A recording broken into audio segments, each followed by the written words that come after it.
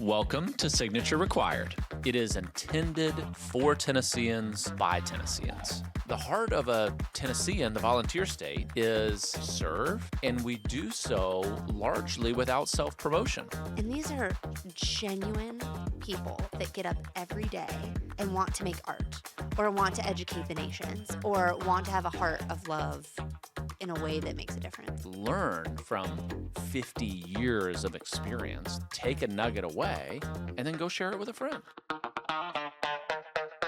Erik Schelzig, welcome to Signature Required. Thanks for having me. You are the editor for the Tennessee Journal, and you're the author of a book that I have read cover to cover. I devoured it. It is Welcome to Capitol Hill, 50 Years of Scandal in Tennessee Politics. And I cannot wait to hear some of the stories that I read about in that book. I want to hear you be able to tell them, not only just so I can hear them, but so our audience can devour it in the same way that I did. Why don't, before we go into it, you talk for a minute about your background, talk a little bit about being a reporter in politics in Tennessee. Who is Erik Schelzig? Good question. Let's see. I've covered the Tennessee State House now for 20 years, which is a frightening number to put on it. It's I moved here in 2005, right in the aftermath of one of the scandals you write about in the book, and covered the fallout from that. Before that, I worked for the Associated Press in West Virginia and in Florida, and it started my career covering sports, so moving to politics seemed like a natural progression. Which sports were your favorite to cover?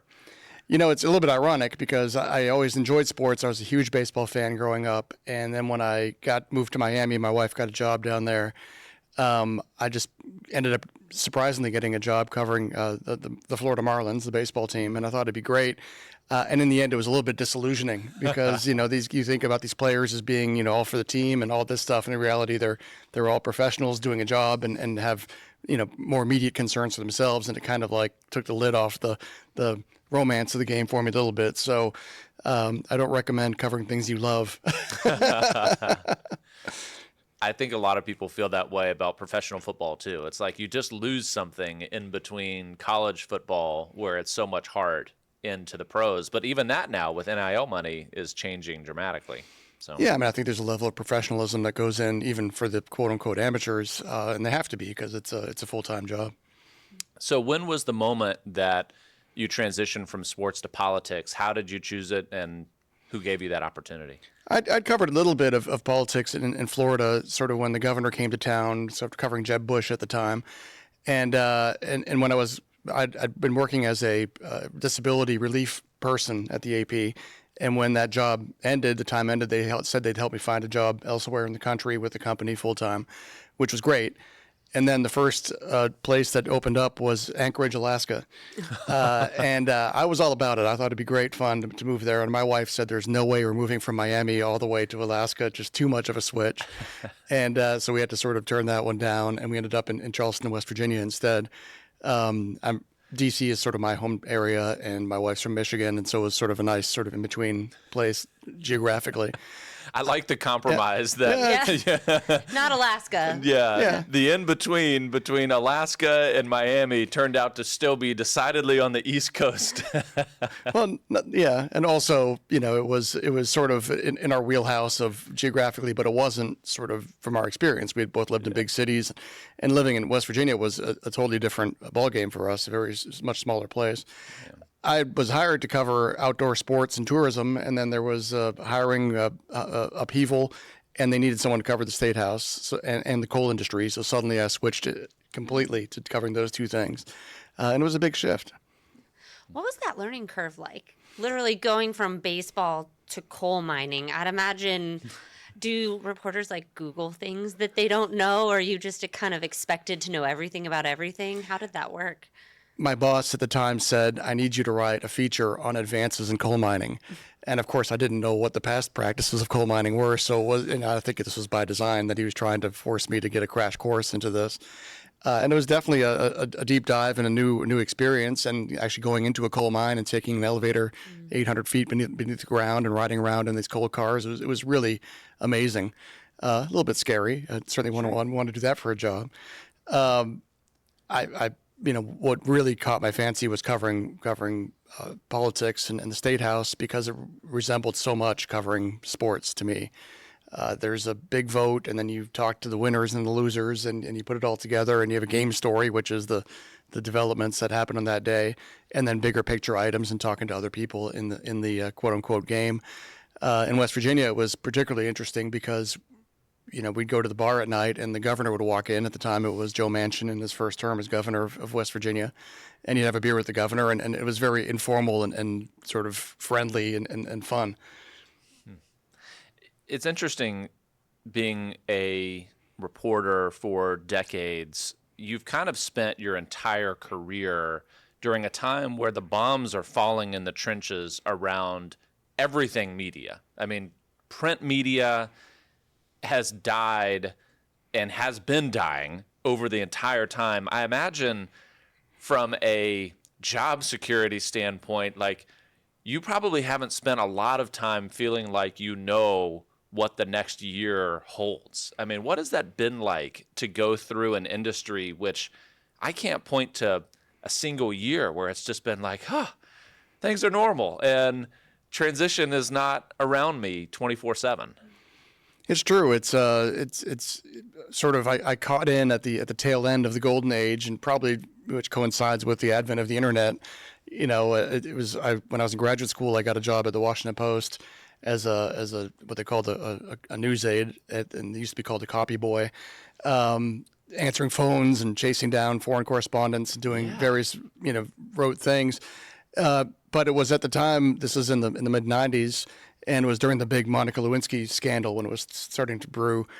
And I'd get off work at 9 or 11 p.m. and walk out the door, and there'd be people waiting outside for the print edition to be put into the boxes so they could go get the box, they could get the new newspaper and find out what the news was. Back then, they weren't putting things on the internet right away. And over the course of the next, 10, 15, 20 plus years, news has become much more real time, and the print version has become far less relevant. And as a consequence, newspapers have really faded from the sort of prime position they used to have. I started with wire service at a similar kind of, was the end of the high point for the wire service because the main customers for the AP were newspapers. And as the newspapers lost influence, they also stopped paying as much to the AP to cover the staff and the coverage that they wanted, which at the time was heavily influenced toward the states that they covered, the state houses, and they really wanted, in all the news surveys of newspapers, the number one thing they wanted was state house coverage. And that was great for me as a state house reporter, but you could also then tell as they were starting to fade away and drop their subscriptions and stop paying as much, they didn't care about state house news as much, and state house coverage really started fading. So on that happy note. Yeah. So what took you from West Virginia? You're doing coal, you're doing the state house there. How did you end up here? Well, the game in journalism, and you see this a lot more in TV journalism, but is you always want to move up into bigger markets. And so I'd done my time. I spent 2 years in West Virginia, and I really loved it. My wife didn't like it as much, so we were sort of looking around for what else there was. And you always want to move up to a bigger state. And in this case, an opening occurred in Nashville, and a colleague of mine messaged me and said, "Hey, there's a job here. What do you think?" I was like, "Well, I don't think anything really. I know it's a bigger state. West Virginia is about 1.8 million people, and Tennessee at the time was 6 million. So this is an increase, a step up." And so I just sort of applied on a whim. And next thing you know, I was in one of the finalists, and I got the job. And they said, "We really want you to start next week." So it was really, really quick. We thought we'd be here for about 2 years or same, and move on to the next bigger state. And as it happened, we put down roots. We really liked it, and the city was growing. And so instead of having to move up to a bigger state, we kind of grew with the state, and have been pretty happy ever since. So you put down roots, but what you really stayed for was the scandal, right? Like our news is way juicier than everyone else's. That's why you stayed. I wish I could say that. I obviously these are the scandals I know the most about, and the state I know most about. But I think every state has their share. The facts are slightly different, but public officials do tend to get in trouble, no matter where they're from. Do they really? I didn't know. It's good job security, right? That's As right. print That's goes right. down, scandal keeps you secure in That's your right. position. That's Yeah. right. Yeah, so I want to get you telling some stories, but maybe just before we go to the stories, talk to me about why you decided to write the book and what that adventure was like, because obviously some of it, a lot of it, you weren't there for all of it, but researching it and going through it. Just talk to me about why you decided 50 years of scandal, and then I want you to tell some stories. Well, so first of all, it's not just me. It's also my colleague, Joel Ebert, who was the State House reporter for the Tennessean at the time. He had done some podcasts and other things on some of the older scandals that had happened here, and ended up speaking to me and others, at the State House at the Capitol Hill Press Corps, and some of the figures involved in these scandals, and found that it was kind of harder and harder to find people who had any memories of these things. People were either aging out, retiring, or passing away. And we were just talking about it, and I don't know if he said it or I said it, but somebody said somebody ought to write a book. And then we agreed, yeah, someone should. And then that turned into we should do it. And during the pandemic, we thought, oh, we got time on our hands. This will be easy. And totally underestimated. Yeah, right. Yeah. Totally. And ended up pitching the book to Vanderbilt, and we spent a lot of time with the application process, writing out the justifications and trying to give a sense of what other books are out there, and there really weren't any that would be similar, and submitted it and thought, well, we'll see if they like it or not. And then, much to our surprise, almost within 24 hours, we got the response, yes, we're interested, and yes, we want you to get us a draft in a year. So suddenly we were on the hook, and we had to write the book. Yeah. Okay. So let's get into some stories. And again, because of the time frame here, even for me, learning, like, the first story happened 10 years before I was born. So walk our audience through who is Ray Blanton and what went on in the 70s. Well, let me take a step back and just point on the time frame. Our first idea was to write a book about all the Tennessee scandals, and we quickly figured out that that would be a massive tome, and that it would be impossible to sort of write other than in an encyclopedia kind of fashion. So we somewhat arbitrarily chose 50 years, mostly because we wanted to start with this Ray Blanton scandal because it was such an eye opener. And that's how it became, and as it happens, there's basically one big scandal per decade. So we got 50 years, and that's how it played out. Yeah. Wait, does that mean there's a sequel in the works? Well, there's always more, right? In fact, in the last couple of chapters we had were written and published before some of the trials and some of the cases were decided. So there is updates that need to be done. I guess we can talk about those in a bit. Cliffhanger. So who is Ray Blanton? So Ray Blanton was the governor of Tennessee in the sort of mid to late 70s. He was a former congressman from West Tennessee and won the election. I'm trying to remember what it was. Maybe 12 candidates were in the Democratic primary, and he won with 22% of the vote and won the nomination. Back then, that meant pretty much that you were going to become the statewide winner because Democrats were in strong control of state politics. He ended up beating Lamar Alexander, the former U.S. senator and later governor, in that race to win the governorship. And I think that's something that a lot of people don't appreciate about Tennessee politics is that for 150 years, we have alternated from Republican to Democrat in the governor's office, one after another, up until this most recent cycle with Governor Lee following a previous Republican governor. And a lot of people don't think that about Tennessee. I guess we should take a slight step back, not for 150 years, but as long as there's been a Tennessee. No, not quite. It was just factually, it was basically all Democrats from like the 1860s until the 1970s, and then once you could run for re-election for governor, then it became the sort of flip-flop thing. So when Lamar Alexander was the first one to sort of like create that trend. It's been a remarkably interesting state from its history of politics. So continue us on the story. Well, Ray Blanton turned out to be very combative and had a very sort of aggressive stance toward the media, somewhat akin to what we see these days with President Trump. It was a sort of a proto-Trump back in the day. He would get into these fights over various things like pardoning prisoners, inmates, people he knew, and then telling the media not to ask questions, basically, at a famous press conference in which he said he won't take any negative questions from the press. So everything had to be positive. The big thing that happened, so the publication I work for, the Tennessee Journal, started in 1975, so basically in the year that Blanton took office. And the publisher and writer at the time, Emily Smith, was sitting in the House Speaker's office, and a photographer walked in to take a picture. And it's somebody that Smith recognized as being a guy who had just been convicted of double murder of his ex-wife and her new partner by shooting them 18 times with a Derringer gun, which is has 2 bullets, meaning he had to reload 8 times. He meant it a lot. It was not it's hard to argue with heat of the moment when you have to reload the gun that many times. Smith said he almost fell out of his chair. He's like, "What is this guy doing here?" And it turned out that he had been placed on work release from prison. He basically spent his evenings in prison, and then during the day he had a state car and drove around taking pictures for the state.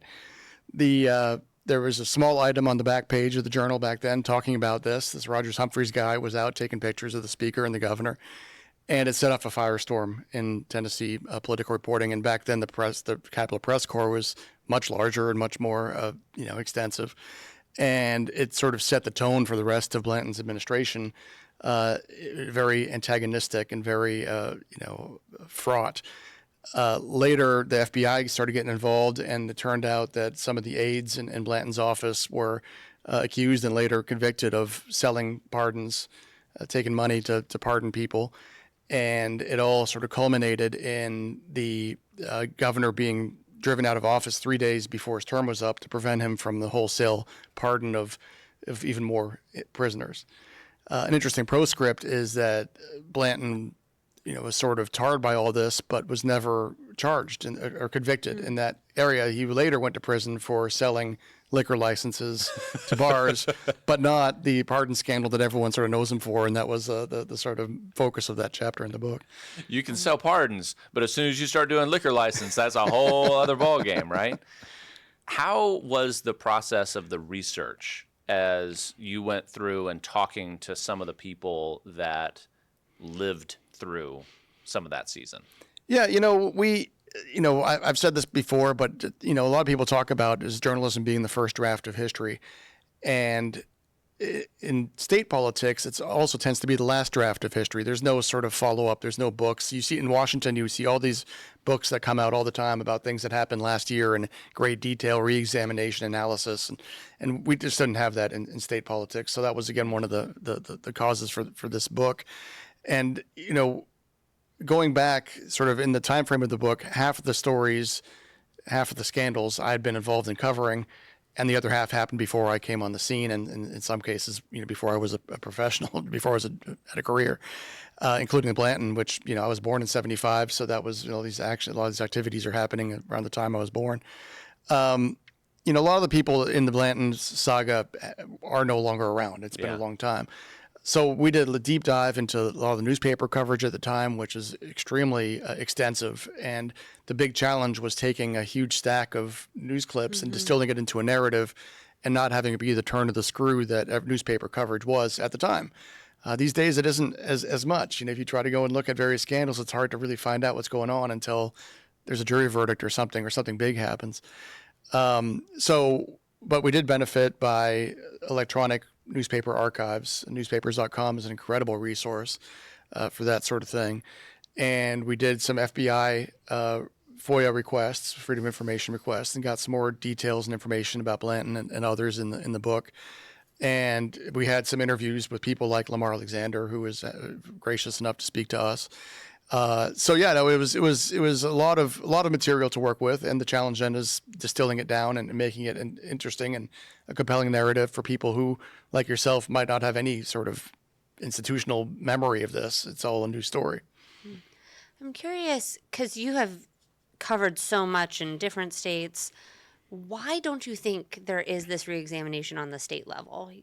In the narrative of what you've even said this morning, it's the press corps is getting smaller and smaller at the state level. And I see it just anecdotally in friends. Everyone wants to talk about what's going on in D.C. Very rarely are we talking about what's being argued on our own Capitol Hill. Why do you think there is this change? Because arguably local politics impacts our daily lives so much more than what is going on in D.C. Yeah, you're absolutely right. I think, from every topic from taxes to, guns, abortion, business regulation, you name it, all that happens at the state level. And then perhaps even more so at the municipal level, depending, that's even closer to home for a lot of folks. But from my personal expertise, it's the state level. I think the demise of the old newspaper model has done a lot to that, back in the day, and you name whatever period you want, 10, 15, 20, 50, 100 years ago, the State House was covered extensively and very closely, especially the home delegations. So if you're from Knoxville and you open the paper in the morning, or one of your two papers at the time, you'd get a heavy coverage of what your delegation was up to in Nashville. And people paid attention and they cared because they knew these people and they were interested. I think what's happened in as newspapers have struggled to hold on to audiences, they've done a lot of reader surveys, and they say things like, what do you want to read about in the newspaper? Do you want to read about State House? And people are like, no, I don't. That doesn't sound interesting. But then if you say, do you want to read about, lawmakers scandals or lawmakers passing bills that you either agree or disagree heavily with, and then people say yes, right? They do care about the issues, and when the big stories hit, they get a lot of attention. But people don't really know going into it that they're going to care about it, because it sounds kind of theoretical and abstract and boring, procedural maybe, and that's not been my experience at all. I mean, it's a very vibrant and exciting and interesting place to cover. I find it so interesting because even in our local community, the local politics, there was this big uproar about something recently, and it was really hard to find, other than message boards, like neighborhood message boards or hearsay. Like, I talked to so-and-so and they said this was happening. I really couldn't find a reliable source to understand who was saying what and who wanted what. And for the first time, I think I really realized what a hole we have on the very micro local level to know how to make a decision about things. It's true. Sometimes I feel like the news subjects don't mind this so much, right? Because it also obscures what's happening, and everyone feels they can craft their own message, and they don't need to answer the tough questions from a critical press corps. And it is the inherent tension that the press corps is critical. I mean, our job is to sort of parse through what's being proposed, what's real, what's not, what's accurate, what's spun. And that makes a lot of people uncomfortable because nobody wants to be questioned. Of course, as a journalist, that's sort of what we do, and we sort of revel in asking uncomfortable questions. I acknowledge that not everyone loves it. But, and then if you're a partisan person or you have a partisan position, you don't like necessarily either when people shine a light on something and say, this isn't what it appears to be, or somebody went astray or something like that. But if you don't have it, all you're left with is a sort of next door post from somebody who has incomplete information or has their own axe to grind. And then how do you make up your mind? Yeah. So you're absolutely right. It makes you disengage. If you feel like you can't find it, then you kind of start feeling like, what's the point? Right. Another major story that you cover is Operation Rocky Top. So walk us through what Operation Rocky Top was all about. Well, first of all, the title is a state song, Rocky Top, Tennessee, as we all know from the UT fight song, and the FBI did this a couple times. They used state songs to name their corruption or public corruption investigations and stings, much to the chagrin of lawmakers. This is insulting. How could they do this to us? However, the state now has about 19 state songs, so there's ample opportunity for more to be named. It's almost like they're laying the groundwork. It's like naming hurricanes. It's like you just have enough to be able to choose from. That's Can't right. run out of names. That's right. The Rocky Top investigation was a investigation into, oddly enough, a bingo gambling scheme that was going on. Tennessee has long had a ban on gambling, which has lifted in recent years. The lottery was authorized in 2002, and since then we've gotten online sports gaming. But for the previous decades, going all the way back to, I want to say the Civil War, maybe before, there's been no gambling allowed in Tennessee. The exception was charitable gaming, as they called it, which was a church having a bingo game or something like that. And to be able to do that, you had to have a charter, which is issued by the state. And what happened is that these operations that were doing real gambling were buying a charter from your local church or whatever, and basically then turning around and holding real, basically slot machine, pull tabs, like that sort of thing. And it was all running out of, a lot of it was running out of the state Secretary of State's office, which authorized these things.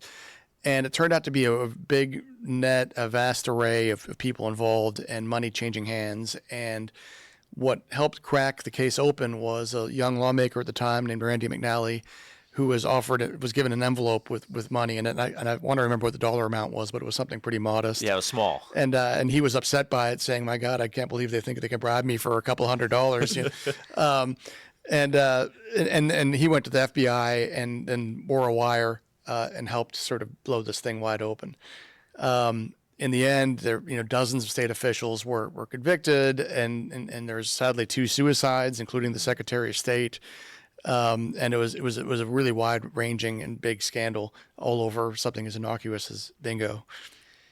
And the guy that wore the wire, Randy McNally, for our audience, Yes. who is he today? Well, he is the Speaker of the Senate, the Lieutenant Governor, a very powerful figure, and he wore this wire and told some great stories that we have in the book as well, including at the time the wire wasn't something as simple as slipping a recorder into your pocket. It involved a harness and having it on your leg or on your back or under your arm. And he was walking out of the Senate one day, and a colleague came up and tapped him on the back, and it turned out the harness had been twisted, and he felt this thing. He's like, "What?" He's like, "Randy, are you wearing a holster?" and McNally's like got all nervous, like, "Oh no, it's just my suspenders are twisted," and then kind of moved on and thought the gig was going to be up.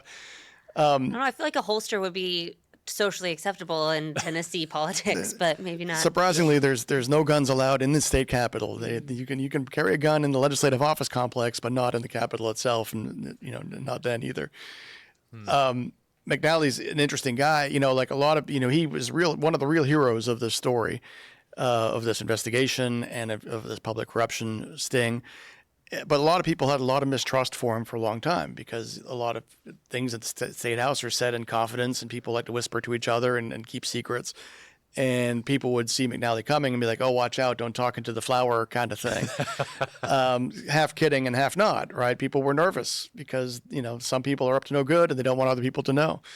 But evidently it didn't hurt him in the long run, because he has been the Speaker now for, I want to say 8 years, and he's very, and he's very well respected. Bingo. Who would have thought bingo, It People are really crafty. does give that like old school Western feel of, Totally the does. back of the room and the Yeah. bingo turn-in. And it's amazing how much things change, yet they stay the same. Like the first story talking about pardons and scandal around pardons. That's a story from 50 years ago in Tennessee, and it's a story from 12 months ago at the federal level, right? It's like there's nothing new under the sun. We have, gambling operations that now we are seeing mass legalization, but not in every state. And there's all kinds of ways of trying to sneak around it. And, back when poker was played underneath the table, I mean, it's just an evolution that shows you that, while things have changed, not many things have changed like what you would expect.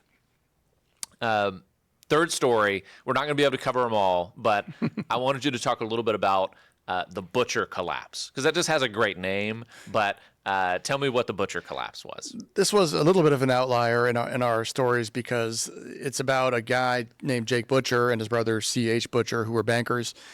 And a lot of what they did happened outside of the realm of the State House, except that Butcher had been a nominee for governor, and he ran against the same Lamar Alexander to succeed Blanton, and Alexander ended up winning.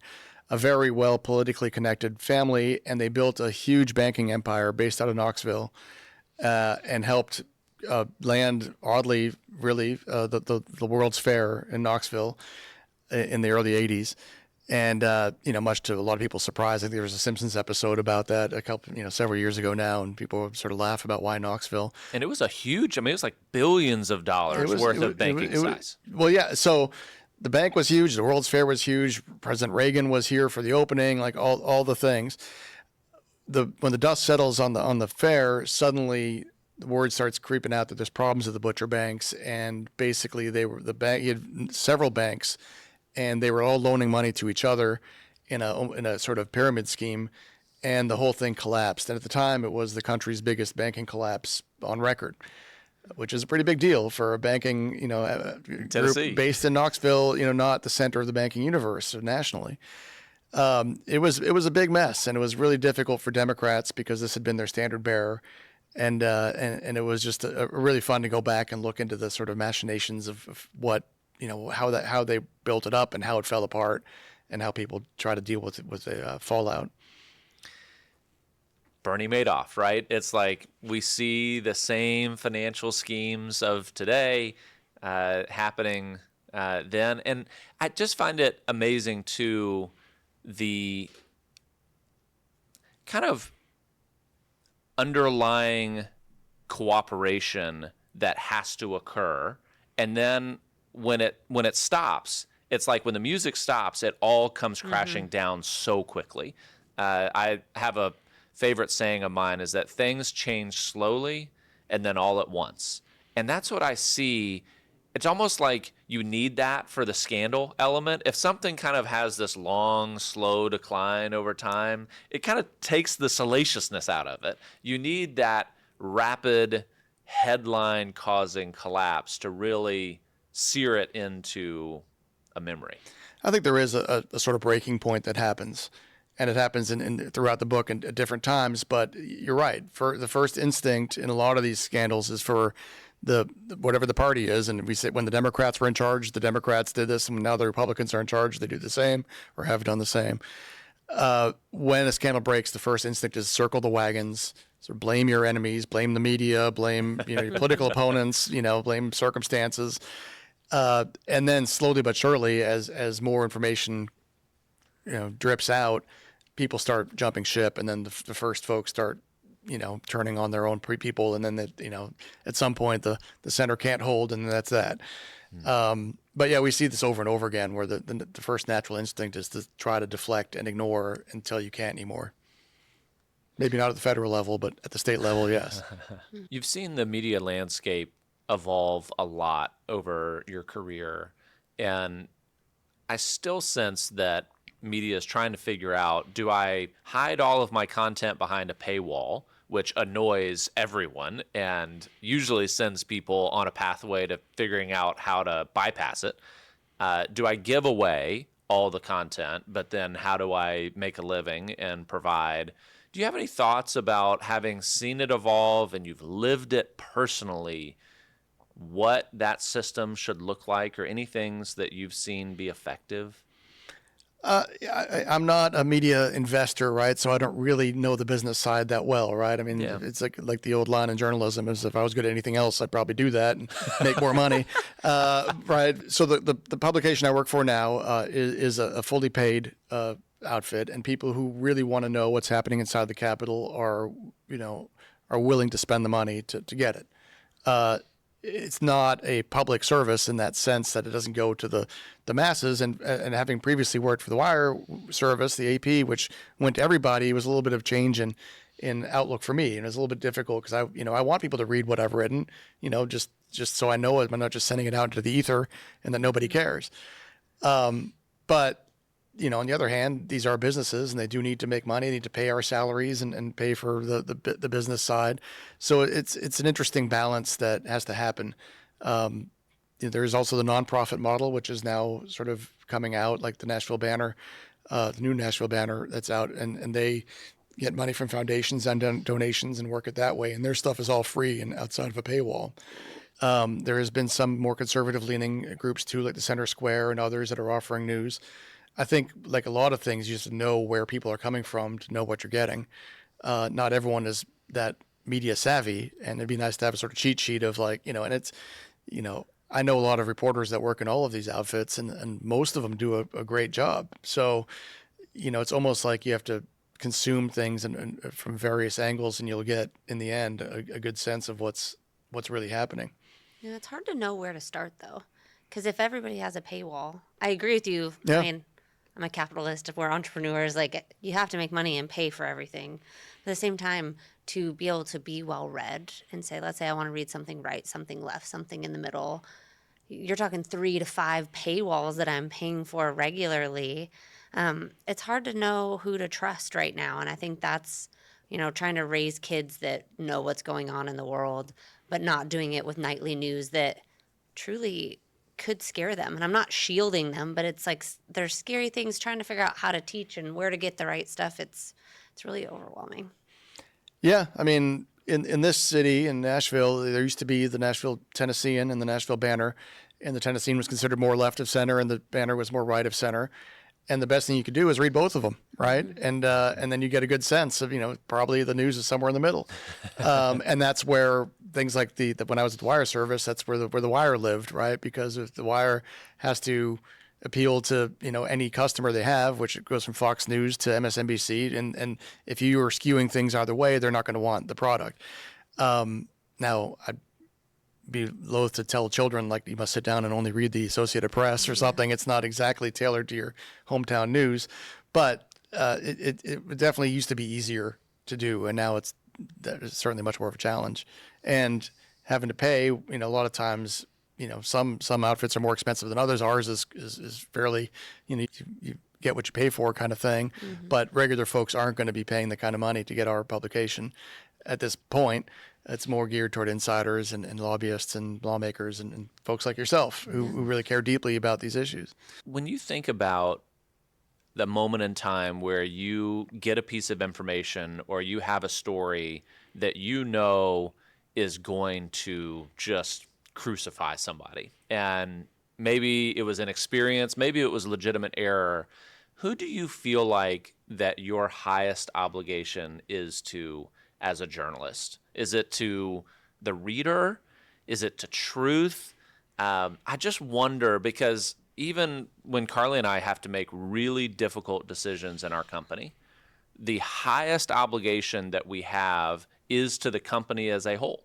And to have someone remain here that we maybe should have let go but didn't, if it ends up sinking the whole ship, then I've betrayed everybody else by not doing what I should have done with a particular customer or employee. And so I just wonder, as a journalist, how your heart goes through a moment where something that you're going to have to say is going to be really, really tough on somebody that is going to have to read it. It's a good question. I mean, I guess the feelings of the person that's gone astray don't always come into play for us, right? If they've done something terrible or screwed up or something, they did it. It's not my fault, right? It's like they might not like the fact that attention is being drawn to it, but it's going to be covered. And if it isn't covered by me, it's going to be covered by somebody else. These are public officials. They get elected, they swear an oath to uphold the Constitution and to act honorably. And if they don't, then they deserve the scrutiny that they get. I mean, they deserve scrutiny anyway, but, if I'm scrutinizing your legislative proposal, is going to feel a lot different than I'm scrutinizing the fact that you were charged with, or, or that you've done something untoward. Bingo scandal. Right. And not you, of course, personally. It's an interesting idea of, like, whether it's the public or the truth, and I see them as being part of the same side of the coin. We are there to sort of hold people to account and to make sure they're doing what they say, and if they don't, we're going to call them out and say, this guy is not, or this woman isn't, doing what they say they're doing. I feel like you've kind of seen it all.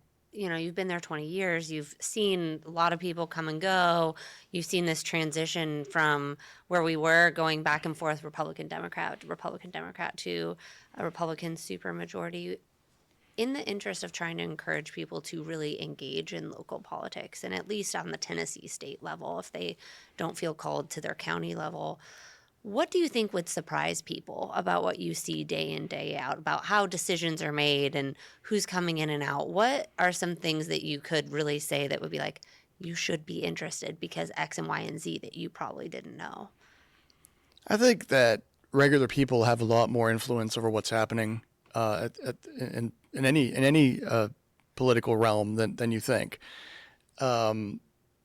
Somebody, a bill is up on whatever issue, and then a lawmaker will say, well, I had a constituent come and tell me X.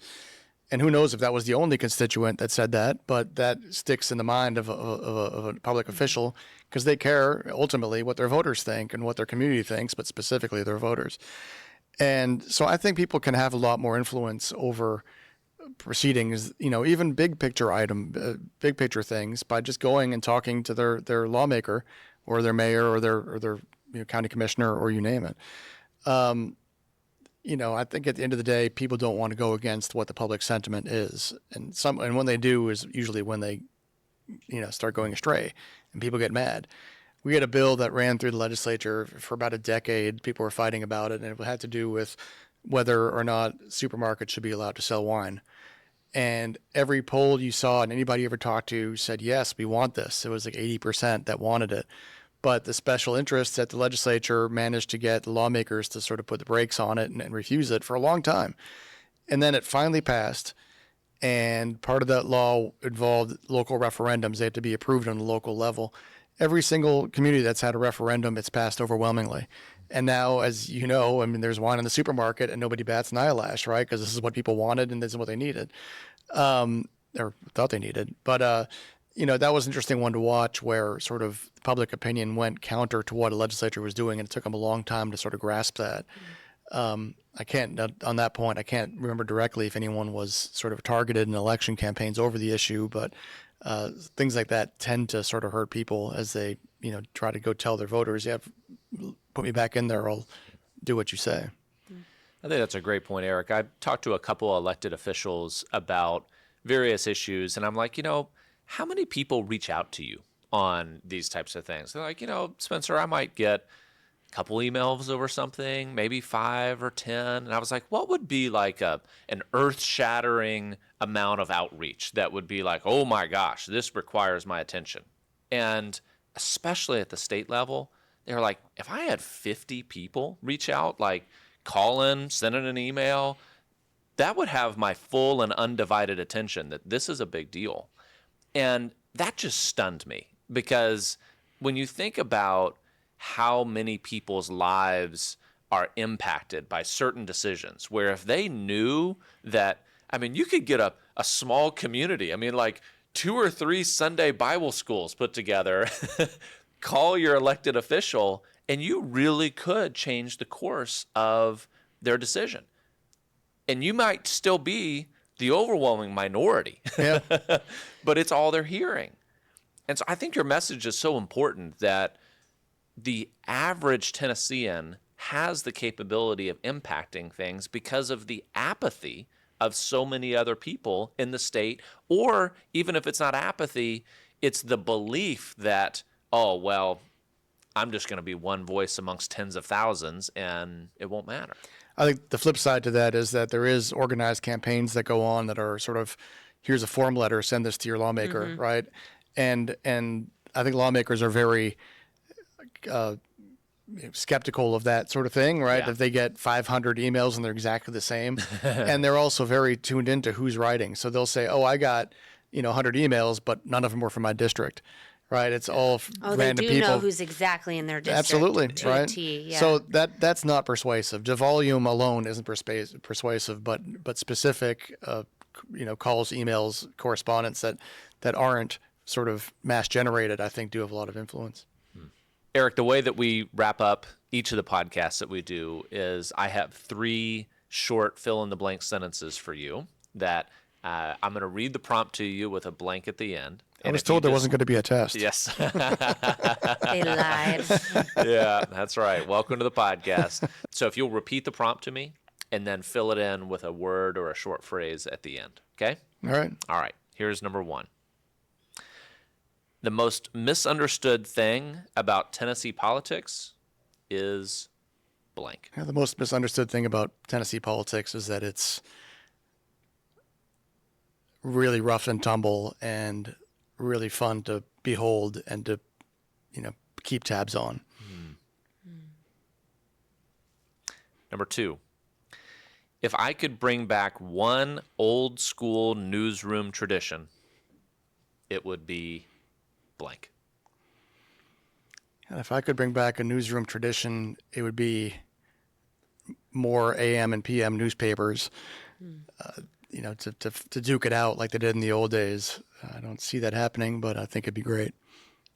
I can appreciate the nostalgia that comes along with the anticipation of that newspaper dropping and that moment.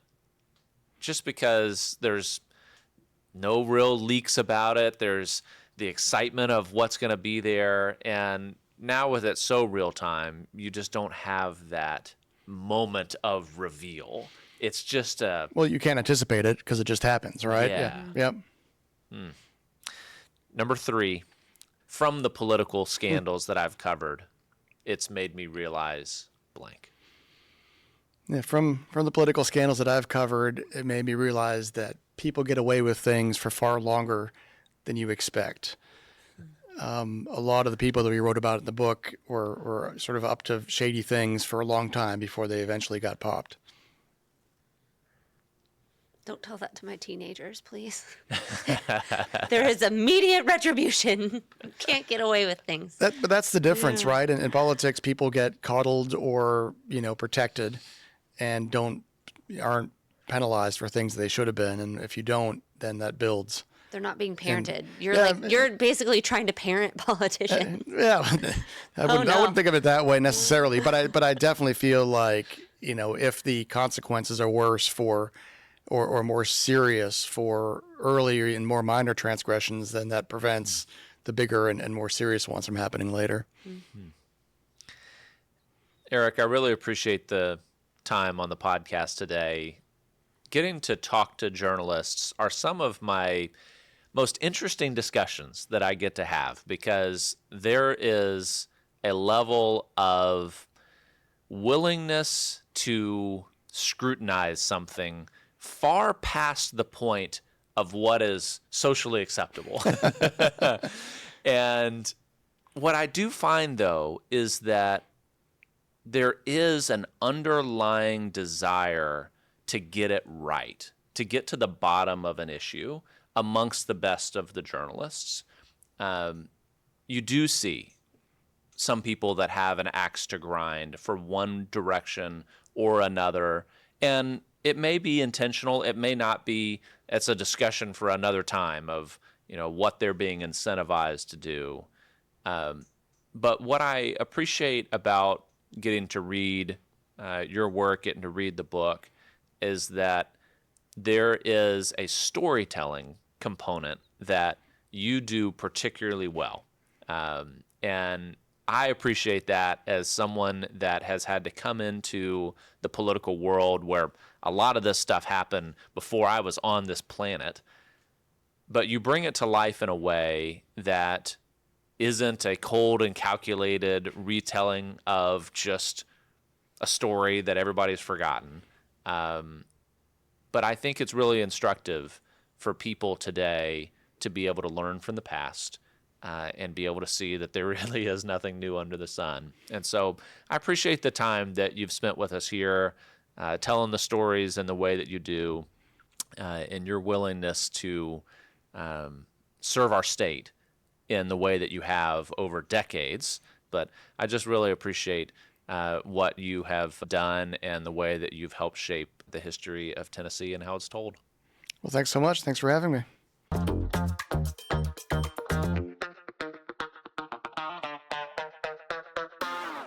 Erik Schelzig, the editor for the Tennessee Journal, gave us both a lot to think about in this session.